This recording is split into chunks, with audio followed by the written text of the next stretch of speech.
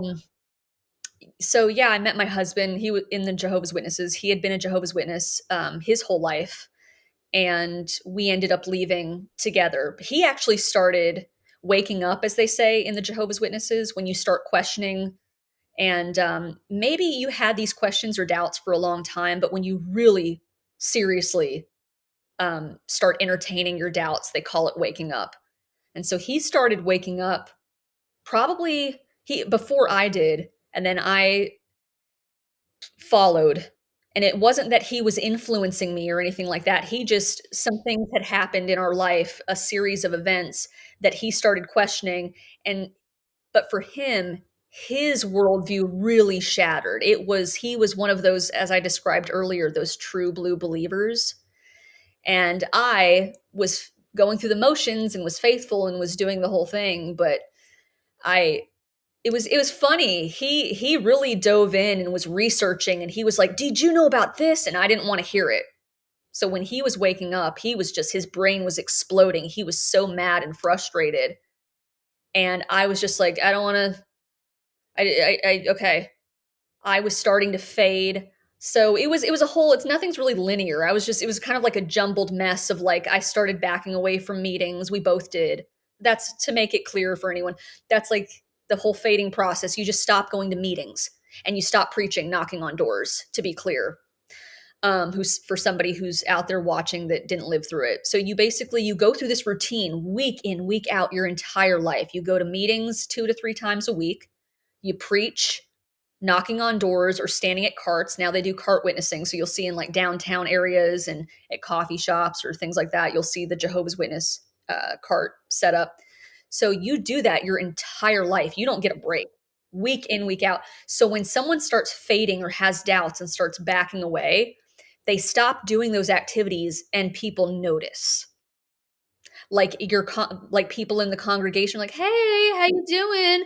I didn't see it last night's meeting. You okay?" Like, it's never really sincere.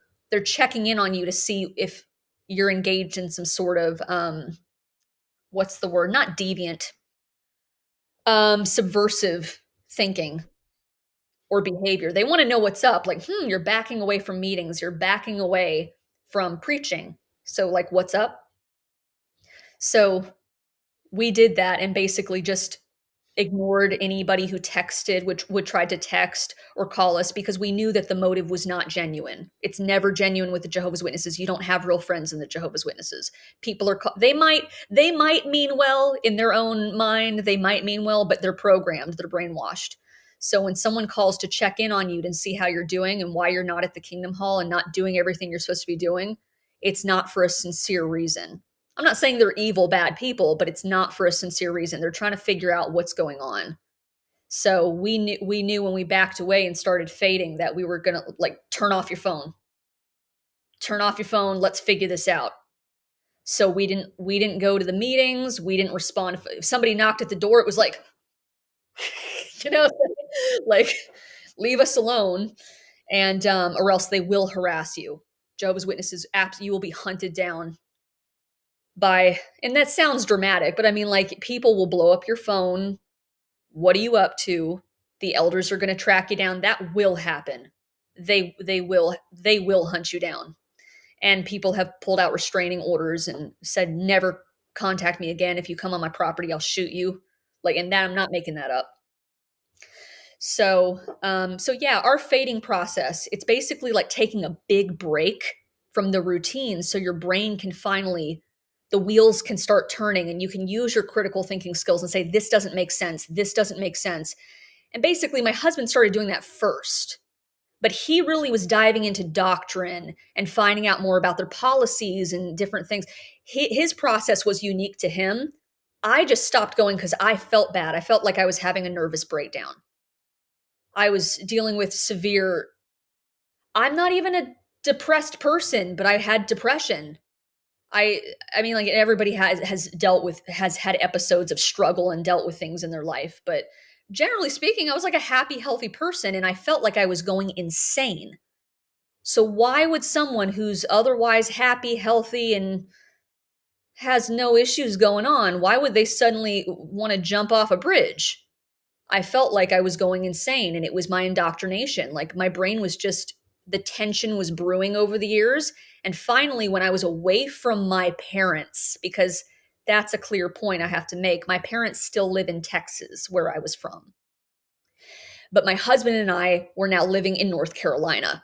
So when you have that physical distance, that was for me a huge thing. In other words, if I'm fading, it's not like mom can just drop by on my doorstep, you know? So at least having that physical distance to kind of like fade and back away and go to a therapist and talk to somebody, that was huge. So my husband basically started waking up, but he had his own reasons for why he was asking questions and digging into things.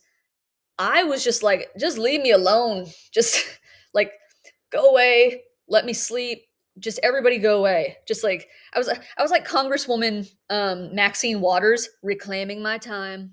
Like I just want like just want give me my life back. Just everybody leave me alone. Let me think about this. I just feel like I'm going crazy and I need space. And then I found out about the child sexual abuse cases and something went bing in my brain. And it wasn't just about me feeling like shit. It was like, oh, they are crazy hypocrites. Oh my God, there's this massive cover up. They railed against the Catholic Church my whole life. I was born in the 80s, but for decades, even prior to that, they pissed on the Catholics for covering up child sexual abuse, and they were guilty of the exact same thing, if not worse. Hmm. So that blew my mind. And that was the moment, all of this to say, that was the moment that I said, I cannot align myself with this organization anymore. Because people in the organization, Jehovah's Witnesses who fade, they have an option.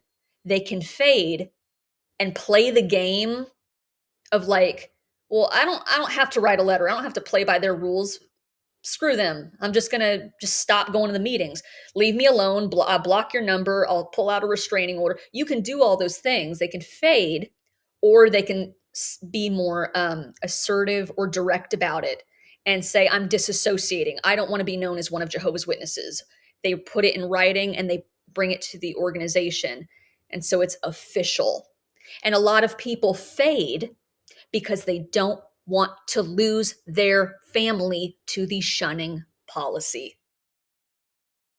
Because if they just come out and say, I don't want to be a Jehovah's Witness, take me off your roster, I'm done, what do you think is going to happen? They lose their support system, they're kicked out of the house. It's horrible. It's really horrible.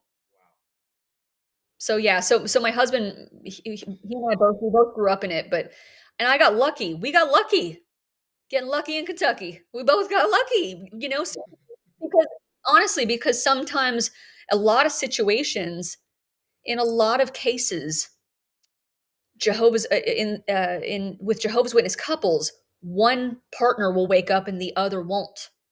That my heart goes out to people who struggle with who have that situation. So like the husband wakes up but the wife still believes, or vice versa. Mhm. So we just got lucky in the fact that both of us were like, "Hey, are you thinking the same thing I'm thinking?" I'm like, "Yeah, I'm thinking that." And boom, we were both out. We both disassociated. That's so crazy too, because when we were just talking about before, when you start shooting, alt worldly left at the exact same age as you, and he also left with his wife at the exact Oh, same time. okay. Yeah, yeah, yeah, yeah, yeah. Wow, interesting. Okay. Yeah. Yeah,